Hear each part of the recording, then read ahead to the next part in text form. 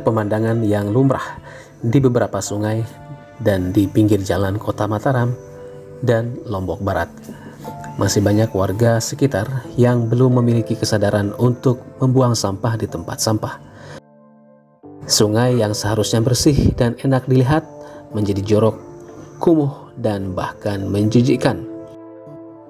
Sungai yang harusnya dijaga malah dikotori sendiri oleh masyarakat dan seperti tidak pernah ada larangan oleh pihak yang berwajib. Hal ini merupakan salah satu masalah besar di Nusa Tenggara Barat sebagai daerah tujuan wisata.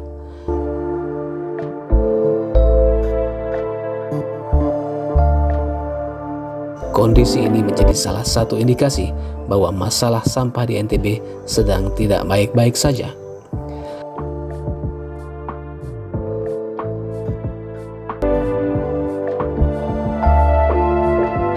Mark Dawson, salah seorang warga Amerika Serikat yang tinggal di Lombok, pernah ditanya, "Apa hal yang paling tidak kamu sukai di Lombok?"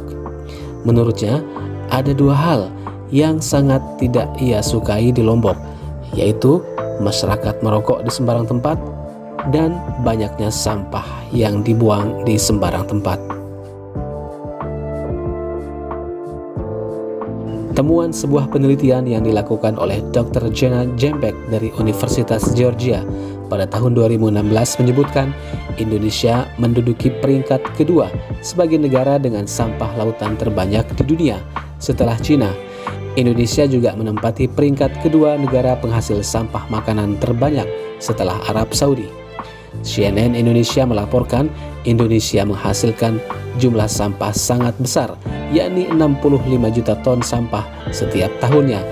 Dari jumlah tersebut, 24% mengotori ekosistem, hanya 7% yang didaur ulang. Sementara sisanya yang sebesar 69% berakhir di tempat pemrosesan air. Pemerintah Provinsi Nusa Tenggara Barat punya program pengelolaan sampah yang berupaya mengelola sampah dari hulu ke hilir. Namanya adalah Zero Waste. Salah satu program unggulan Pemprov NTB ini menargetkan neraca pengelolaan sampah bisa mencapai 100% pada akhir 2023. Dalam kenyataannya, program tersebut belum sepenuhnya berhasil dilaksanakan dengan baik. Ini terjadi akibat rendahnya kesadaran masyarakat terhadap pengelolaan sampah dan juga belum maksimalnya sosialisasi pemerintah daerah ke masyarakat kecil. Salah seorang anggota DPRD NTB, Made Slamet, bahkan pernah mengatakan hadirnya program Zero Waste menurutnya tidak pernah menyelesaikan persoalan sampah di NTB. Justru persoalan sampah semakin banyak dan kompleks. Menurutnya program Zero Waste perlu di-stop agar tidak tumpang tindih. Jadi, apa yang sudah berhasil dicapai dari anggaran miliaran rupiah itu perlu dievaluasi. Klaim keberhasilan Zero Waste harus didasari pada data dan fakta. Kalau cuma ngomong-ngomong saja tanpa bukti, apa yang mau dianggap sebagai keberhasilan? Ungkapnya.